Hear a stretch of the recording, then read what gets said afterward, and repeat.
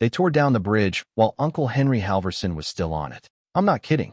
I arrived just in time to see my 75-year-old uncle, dressed in plaid pajama pants and a Yale Law hoodie, calmly sipping his morning Earl Grey as a demolition crew revved up a bulldozer 10 feet away. The foreman looked confused. Sir, you need to evacuate the structure. Henry didn't even blink. Son, this bridge has stood through 2 wars and 3 hurricanes. I built part of it myself with stone from a Revolutionary War quarry. I'm not budging just because some suburban warlord with a clipboard and a superiority complex decided to throw a tantrum. That was when the bulldozer backed up and rammed through one of the side beams. I nearly leapt from my car.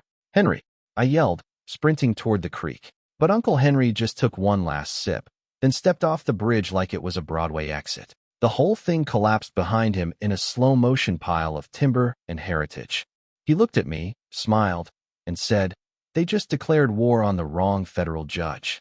It had started with something ridiculous, as it often does, a few months earlier. A new HOA board had taken over the sleepy little community near my uncle's property. They called themselves the Neighborhood Harmony Council, which I found deeply ironic since the first thing they did was start handing out fines like Halloween candy. Suddenly, flower pots were unapproved installations, bird feeders were wildlife attractants, and kids' bikes were visual pollution. But they saved their biggest vendetta for my uncle's bridge. The bridge was a relic, hand-restored by Uncle Henry himself, and sat at the edge of his property where his land met a creek that had marked the boundary since colonial times. It wasn't even in the HOA's jurisdiction, but that didn't stop Karina, the freshly crowned HOA president, from deciding it ruined the neighborhood aesthetic. Karina was the kind of woman who printed out her own business cards for an unpaid position and once called animal control because a neighbor's cat looked at her aggressively. She tried to have the bridge condemned, citing bogus safety codes and one completely fabricated snake infestation report. Uncle Henry wasn't having it. He responded with a 3-page letter quoting federal heritage protections, municipal easement laws, and a beautifully worded paragraph explaining how the bridge had been formally listed in the State Registry of Historic Civil Engineering Sites. Karina responded with a sticker. No, really. She slapped a bright orange sticker on the bridge that said, "Scheduled for removal. HOA compliance required." Henry mailed it back to her with a note that said, "Return to sender. Unlawful nonsense." You'd think that would be the end of it, but Karina didn't back down. She doubled down. She started sending increasingly threatening letters, each one less coherent than the last. One accused Henry of deliberate noncompliance with neighborhood beautification goals, whatever that meant. Another claimed the bridge posed a national security threat due to outdated construction. We laughed at that one for a full 10 minutes. Then came the fake demolition order. It looked official, complete with seals and a forged signature from a non-existent county inspector. Henry saw right through it, of course. He brought it inside, laid it gently on his desk, and muttered something about incompetence wearing lipstick. He called the county office to confirm it was a fake, which they did. But they also said there was no record of any HOA request for demolition approval. So we thought it was just another bluff. We didn't know Karina had decided to take matters into her own hands.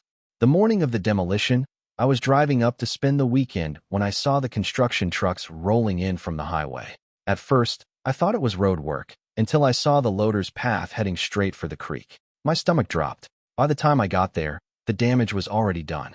The bridge was in pieces, the contractors were packing up, and Karina was standing at the edge with a latte in one hand and her phone in the other, live streaming her victory over the eyesore. She actually turned to me and said, "You're welcome. Your uncle can use the main road now, like a normal person." That's when Henry emerged from his house, holding a leather folder. He walked right up to her, handed her a printed copy of a federal injunction he'd had pre-written just in case, and said, "You may want to retain legal counsel, preferably someone familiar with felony vandalism and federal property laws." Karina scoffed, waving the papers around like they were coupons. "Oh please, this was just a community improvement effort." Henry tilted his head, calm as ever. "Ma'am, you just unlawfully destroyed a structure that's not only historic but also part of a federally funded restoration project. And you did so without a permit, on private property, using falsified documents. You didn't just mess with the bridge, you messed with me." He turned to me and smiled the way a chess master does after laying the trap 5 moves ago. "Call your cousin in DC. Tell her it's go time." My cousin, by the way, is an attorney at the Department of Justice. Henry had already put everything in motion. He knew Karina would eventually go too far. He just didn't expect her to be this stupid, this fast. As I helped him sort through the wreckage of the bridge, I realized something chilling. The HOA didn't just overreach. They believed they were untouchable. Karina and her clipboard brigade thought their little committee gave them the power to override law, logic, and property rights. But they didn't know who they were dealing with. Henry wasn't just a retired judge. He was the kind of man who once made a billionaire cry during a courtroom cross-examination and then gave him directions to the nearest therapist. Later that night, Henry sat by the fire pit, sipping his second glass of scotch. "You know," he said, "some people build bridges, others burn them. Karina, she just blew hers up, and I'm going to make sure she drowns in the consequences." I believed him, because when Uncle Henry says he's going to do something, the world shifts to make room. The HOA had no idea what was coming, but they were about to find out. The next morning, Uncle Henry was already at the kitchen table, surrounded by documents, coffee brewing, printer whirring, and a stack of manila folders labeled like a law office in overdrive. You'd think he was preparing for a Supreme Court hearing, not responding to an overzealous HOA with a grudge against wooden infrastructure. I offered to make eggs, but he just waved a hand. No time. Justice first, cholesterol second. He wasn't angry in the way you'd expect. No shouting, no storming around. He was calm, calculated, which frankly was way scarier. I'd seen this exact expression on his face during a televised corruption trial, right before he reduced a state senator to tears and a fine worth 4 Teslas. He had already printed out satellite images, land records, and state preservation registry documents. "We're building a case," he said, tapping the table. "The goal isn't just a slap on the wrist. I want the wrist, the arm, and the HOA charter shredded for firewood." His precision was almost surgical. He already had the HOA's bylaws pulled up, annotated with legal references. He found a clause that clearly stated the HOA had no authority over private property bordering the creek, then another clause that forbade the use of HOA funds for non-approved projects, and then the golden nugget, a clause about unauthorized destruction of third-party property, which ironically meant Karina might have just violated her own precious rules in about 6 different ways. By noon, we were on our way to the county assessor's office. The clerk behind the desk perked up when she saw Uncle Henry. "Judge Halverson," she said, half whispering, half gasping, like she'd just seen a movie star. Henry gave her a courteous nod. "Just here for the fireworks paperwork." That earned a confused look until he slid a copy of the forged demolition order across the counter. Her eyes widened. Oh, this is not good. This isn't even our seal. It's from Parks and Recreation, and it's misspelled." Henry chuckled. Classic Karina.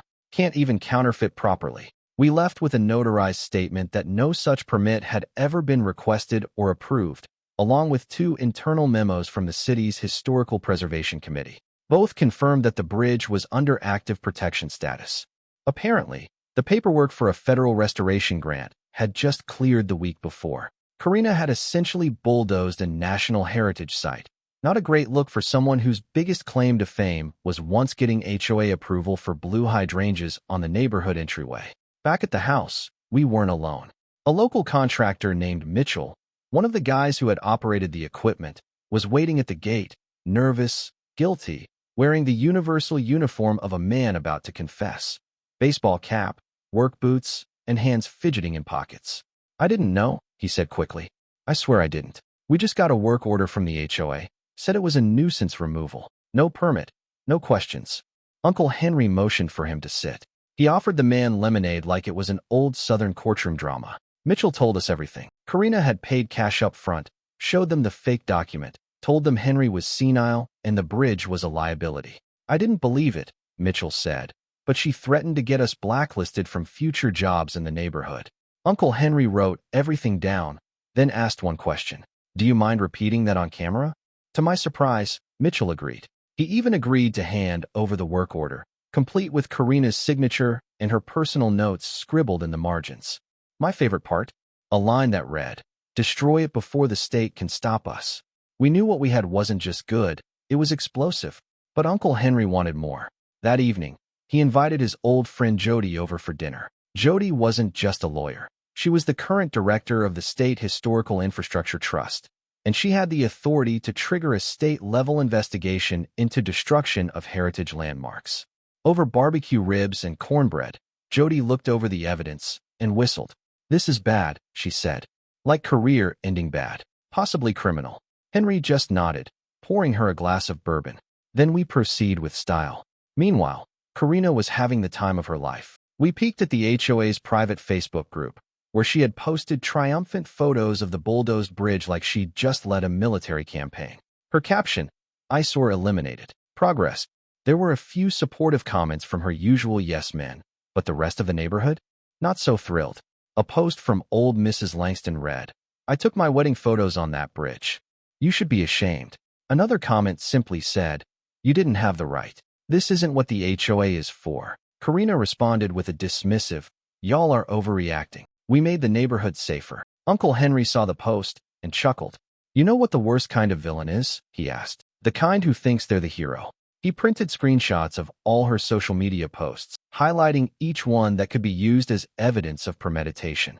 Then, in what might have been the most unexpectedly brilliant moment of the day, he drafted an open letter to the neighborhood and mailed copies to every single resident. The letter explained the legal violations, the historic status of the bridge, the forged documents, and Karina's personal role in orchestrating the illegal demolition.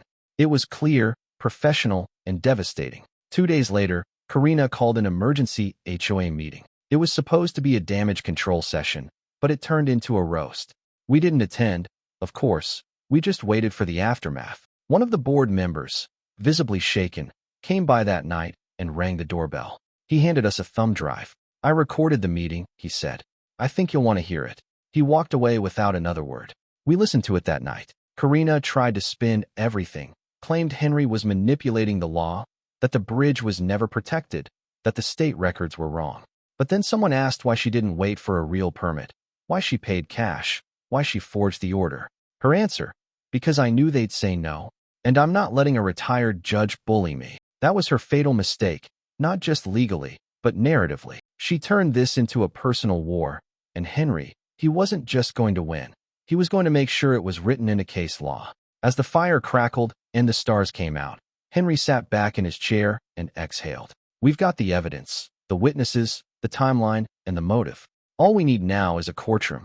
He looked over at me, and I think it's time I reminded a few people why I still have a federal judge's parking pass.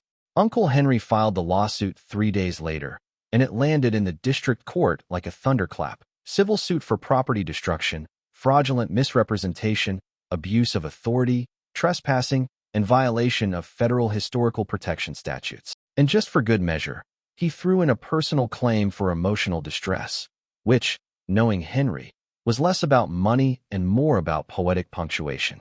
The moment the papers were officially filed, the energy around the neighborhood shifted. It was like the HOA board had just discovered they weren't operating with diplomatic immunity. People started whispering in grocery stores. Dogs barked louder when Karina walked by, and the Facebook group went eerily quiet. Of course, Karina didn't take it lying down. She marched into a town hall meeting in 6-inch heels and a blouse that looked like it had been stolen from a 90s courtroom drama. She made a speech about vindictive legal harassment and a smear campaign by a bitter old man clinging to outdated traditions.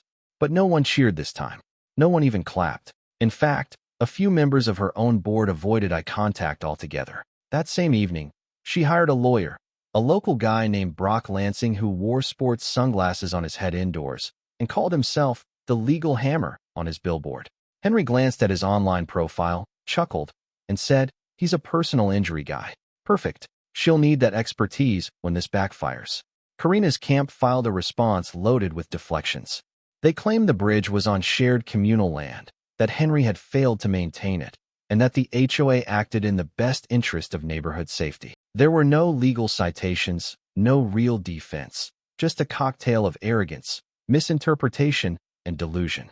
Henry barely blinked. "She just walked into a courtroom with a squirt gun and called it artillery," he said, marking up the documents with red pen like he was grading a freshman essay. The case started gaining traction. Local media picked up the story with headlines like, "HOA demolishes historic bridge, judge fights back, and neighborhood drama turns federal." A reporter even came to the house, hoping for an interview. Henry declined, but he did offer her coffee and a copy of the lawsuit. "Public record," he said. "You'll find the reading quite spirited." She nodded, then turned to me and whispered, "He's like Atticus Finch and Clint Eastwood rolled into one." Meanwhile, Karina began losing her grip. She called an emergency HOA session and tried to pass a motion to use HOA funds for her legal defense.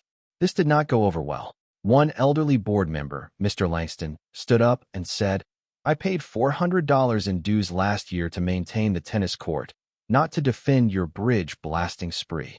Others began questioning the legitimacy of the vote that installed her as president in the first place. Rumors swirled that she had bullied her way into the position after the former president mysteriously resigned. And when someone asked about that, Karina snapped and accused them of being secret operatives for the plaintiff. She was unraveling, and everyone could see it. Then came the cease and desist letter. Karina, or more likely her dollar store litigator, sent a letter demanding Henry cease all defamatory and harassing behavior, including filing the lawsuit, sending letters to neighbors, and inciting public hysteria. Henry read it aloud over breakfast, pausing only to sip his tea. "This is adorable," he said. "I should frame it next to my federal appointment certificate." Then he wrote a rebuttal so thorough it made the original letter look like a scribble on a napkin. In it, he detailed every falsehood, misstep, and overreach with timestamps, evidence exhibits, and direct quotes from Karina herself. He copied it to the court and the press. The pressure started mounting in the most unexpected places. The neighborhood's garden club disinvited Karina from its spring luncheon. The tennis league removed her from their email chain. Even the mailman started leaving her letters at the edge of her property, as if afraid of getting roped into a subpoena. She tried to save face by holding a public Q&A on the HOA lawn, but only 3 people showed up, and one of them was just walking their dog. Then came the big twist. A state historical preservation officer named Lena contacted Henry. She'd received word from Jody about the bridge's destruction and was livid. Turns out, the bridge wasn't just protected.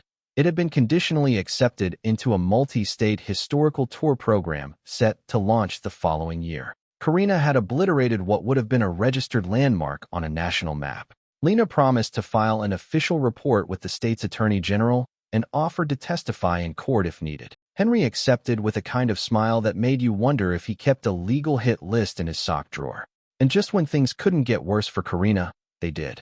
One of her fellow board members, a quiet man named Phil who always looked vaguely stunned by everything, came forward with a flash drive. He'd been saving Karina's emails and voice messages, unsure of what to do with them until now. The contents were stunning.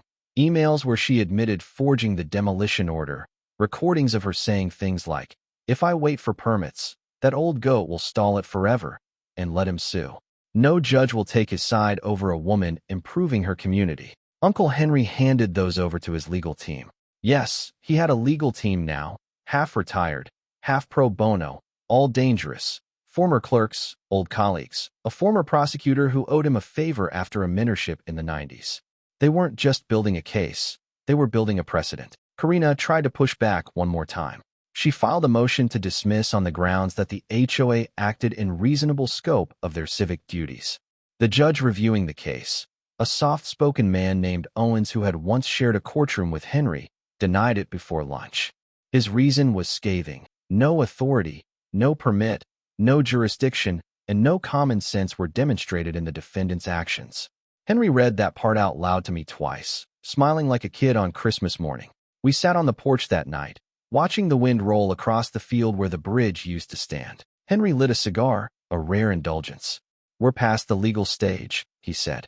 "This is narrative now. Everyone sees her for what she is. Now it's just a matter of tying the bow." I asked him if he thought Karina would settle. He shook his head. "People like her don't back down. They double down. That's why they lose harder." As the moonlight bathed the property and the quiet hum of distant traffic filled the air, it was clear the battle lines were drawn. The HOA had made a mistake, a big one. But their biggest mistake wasn't destroying the bridge. It was underestimating the man who built it. The courtroom was packed. Every seat was taken, even the folding chairs brought in at the last minute. Some folks weren't even from our town. They'd driven in from neighboring counties just to watch what the local paper had dubbed the trial of the HOA tyrant. It felt less like a legal proceeding and more like a spectacle. People whispered, phones were tucked under coats recording the moment, and someone was definitely taking bets in the back. Karina walked in, flanked by her lawyer, Brock Lansing, who looked like he'd just come from a CrossFit class and hadn't read a case brief since law school. He wore mirrored sunglasses on top of his head and carried a briefcase that seemed more for show than substance. Karina herself wore a neon power suit with shoulder pads big enough to receive satellite signals. She smiled like she was walking into a game show, not a federal courtroom. Then Uncle Henry entered. The crowd went silent. He wasn't wearing a robe, obviously, but he might as well have been. His posture, his calm expression, his slow stride, he radiated authority. He had no attorney beside him because he didn't need one. He was representing himself. And as he reached the plaintiff's table, he turned slightly toward the gallery and gave a subtle nod to the crowd. It wasn't arrogance, it was promise. This wasn't going to be a dry hearing. This was going to be an education. The judge presiding was Meredith Owens, a longtime friend of Henry's from the Federal Circuit days. She was fair, sharp, and known for her dry wit. As she banged her gavel to begin, she gave Henry a knowing glance, then stared down Karina and Brock with that special kind of judicial disappointment usually reserved for people who interrupt court with ringtones. Opening arguments were brief. Brock tried to frame the whole thing as a misunderstood civic action carried out with the best intentions for neighborhood safety and harmony. Henry didn't even object. He just sat there, letting Brock dig his own rhetorical grave. When it was Henry's turn, he stood, buttoned his blazer, and spoke in a voice that somehow felt like both thunder and velvet. "This is not a case of misunderstanding," he began. "It is a case of arrogance, willful ignorance, and the reckless destruction of property that carries historical, cultural, and legal significance. This is not about a bridge. It is about power, about what happens when people confuse a clipboard for a crown." Then came the witness parade. First was Mitchell, the contractor who had unknowingly demolished the bridge. He took the stand, sweating through his work shirt, and confirmed every word he had confessed earlier. He told the court he'd been misled, shown fake permits, and paid under the table in cash. Brock tried to rattle him during cross-examination, suggesting Mitchell should have known better, but Mitchell fired back. "I build decks, sir. I don't run background checks on women with latte foam mustaches yelling about neighborhood improvement." The courtroom laughed. Even Judge Owens chuckled. Next came Lena from the State Historical Office. She explained with painful precision just how protected the bridge had been. She listed dates, documents, pending grants, and even showed a slideshow of the bridge's history, from original sketches drawn by a Civil War-era architect to photos of schoolchildren touring it last year. When Brock tried to question the authenticity of the documents, Lena replied, "Are you seriously arguing with the state seal right now?" Brock sat down without another word. But the real drama unfolded when Karina took the stand. She seemed composed at first, answering questions in her usual passive-aggressive tone. "I merely sought to beautify our shared environment," she said. The structure in question was unsightly, overgrown, and obstructive. Henry let her ramble, waiting patiently, and then began his cross. "Mrs. Penwell," he said calmly, "are you aware that the bridge you demolished was listed in the National Historical Registry?" Karina blinked. I had my doubts about that document's validity." "Did you contact any federal or state offices to confirm your doubts?" "No, but I believed." "Did you obtain a demolition permit?" "No." "Did you consult a structural engineer to assess its safety?" "No." "Did you, in fact, use your position on the HOA to hire contractors, pay them in cash, and instruct them to destroy a bridge that was not within HOA jurisdiction?" Her silence stretched across the room like a loaded slingshot. Henry smiled slightly. "Your Honor, I have no further question." The final blow came with the audio files from Phil, the quiet board member. Judge Owens allowed them into evidence, and the courtroom listened as Karina's own voice filled the air. "If I wait for permits, that old goat will stall it forever. Let him sue. No judge will side with him over me. And worst of all, we get rid of the bridge, we erase his legacy. Simple." The silence that followed was volcanic. Karina's face went pale. Her lawyer looked like he wanted to crawl under the defense table. The jury didn't even try to hide their expressions. It was over, and everyone knew it. Judge Owens recessed briefly and returned for the verdict. It was unanimous. The HOA was liable for destruction of protected federal property, trespassing, fraud, and misuse of organizational funds. Karina was found personally responsible for fraudulent actions and ordered to pay restitution. The judgment totaled over $300,000 in damages plus mandatory reconstruction of the bridge to its original specifications under state supervision. Karina's name would be submitted to the state's regulatory board with a recommendation to bar her from holding any property management or organizational leadership role indefinitely. As the gavel came down, there was an eruption of clapping from the gallery. Owens banged it again to quiet them, but she didn't look angry. If anything, she looked satisfied. Karina didn't wait for reporters outside. She ducked out a side door, followed by a camera crew and a neighbor's golden retriever who had apparently wandered into the chaos. Brock trailed behind her, muttering something about malpractice insurance. Meanwhile, Henry stood on the courthouse steps like the end of a Western. He gave a short statement to the press, thanking the court, the Preservation Society, and his incredible legal team, which, to be clear, was mostly himself, his notes, and a laser printer. He didn't gloat. He didn't smirk. He just said, "Let this be a reminder that laws exist for a reason, and no amount of arrogance justifies rewriting them." That night, the neighborhood felt different. Quiet, yes, but peaceful. People were putting candles in their windows and leaving thank-you notes at Henry's mailbox. A few neighbors even offered to help rebuild the bridge free of charge. We sat by the fire again, like we always did after long days. Henry looked at the stars, then said, "Sometimes the justice system feels like a bridge itself. Long, slow to cross, but built to carry weight." Karina tried to blow it up. All she did was prove how much we still need it. The first beam of the rebuilt bridge went in on a crisp Saturday morning, less than 2 months after the court's ruling. But it didn't go in with just contractors and hard hats. It went in with neighbors, news crews, local school kids, and even a barbershop quartet someone had invited for ambience. Uncle Henry stood at the edge of the bank in his signature blazer and boots, overseeing the process like a general directing his troops. Only this battle wasn't about destruction. It was about restoration. It was poetic, almost absurdly so. The same people who once rolled their eyes at the old wooden bridge now carried timber across the field to help rebuild it. Someone brought coffee and donuts.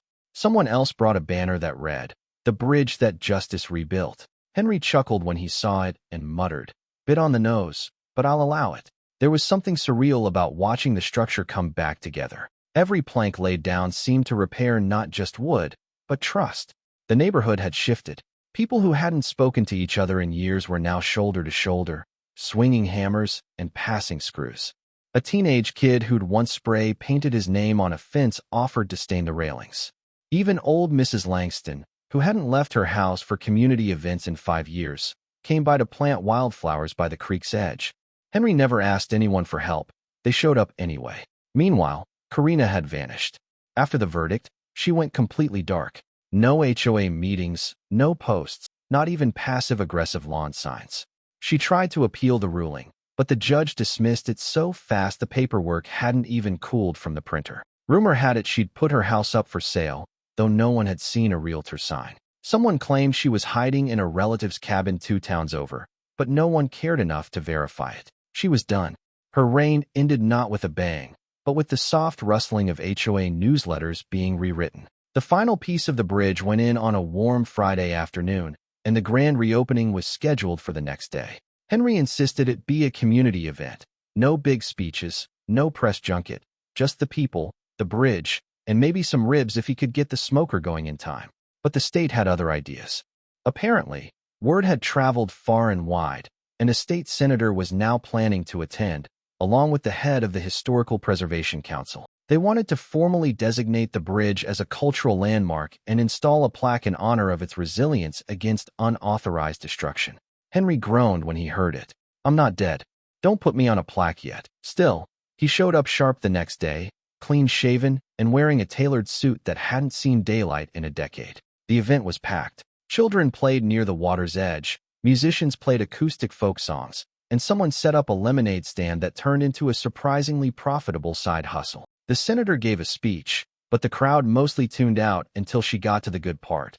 The bridge was now not only protected at the state level, it was listed on a federal registry for culturally significant infrastructure. There would be educational tours, school field trips, and even a spot on an upcoming documentary about grassroots justice. Then came the surprise twist. Henry was handed a certificate, not just commemorating the bridge, but recognizing him personally for his contributions to the protection of public heritage and civic integrity. The senator called him a guardian of both history and law. For a moment, Henry looked genuinely moved. Not emotional exactly. Henry didn't do tears, but there was a softness in his eyes. He raised the certificate and said simply, "I didn't do it alone." Then he pointed at the crowd and added, "We did this. We all said no to overreach and yes to doing things the right way."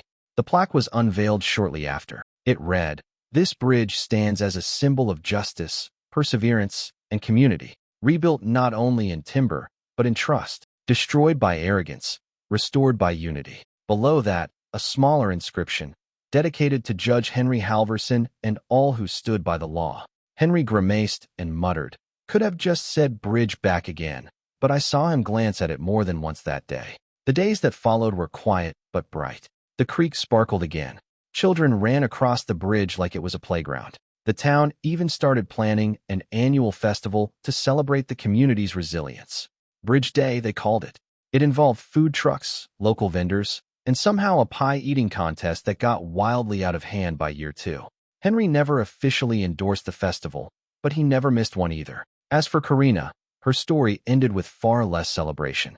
Her house sat on the market for months before finally selling at a steep discount. The new owners tore down her garden gnome army and donated the patio furniture she'd hoarded like it was gold. Last we heard, she was trying to start fresh in a new neighborhood, but her name followed her like a shadow.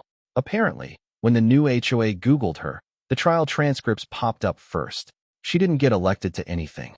Henry received invitations to speak at 2 law schools and a preservation conference, both of which he turned down with a polite note. "Too much talking," he said. "Let the bridge do the speaking now." But he did agree to give a short interview for a local podcast called Civic Courage, where he shared his perspective. He kept it short and sharp.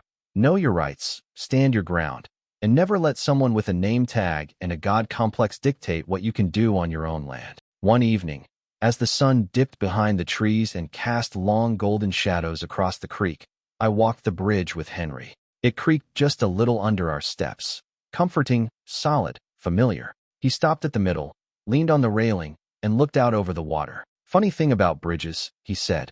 "They're not just connections between land. They're tests of strength, of patience, of time. Some fall, but the ones that matter, they rise again." He reached into his pocket and handed me a small envelope.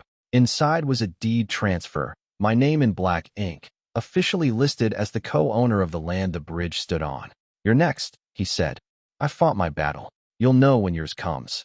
I wanted to say something profound, something to mark the moment, but all I managed was, "I won't let clipboard tyrants near it, I promise." He laughed, full and deep, the kind of laugh that comes when the storm has passed and the sky is clear. We stood there a while longer, watching the water flow beneath us, the bridge casting its shadow across both banks.